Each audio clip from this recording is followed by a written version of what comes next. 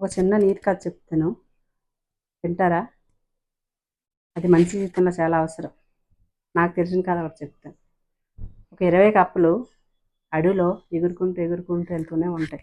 అందులో 5 కప్పలు మాత్రం నూతిలో పడిపోతాయి. ఇంకా 15 కప్పలు ఒడ్డుపైనే ఉంటాయి.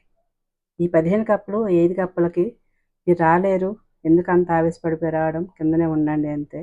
అందులో ఒక కప్పు మాత్రం వినిపించుకోకుండా పైకి రావడానికే ట్రై చేస్తుంది. లాస్ట్కి పైకి వస్తుంది, విజయం తందే. కానీ వీళ్ళకి అర్థం కానిది ఏంటి, ఆ కప్పకి వినిపించదు.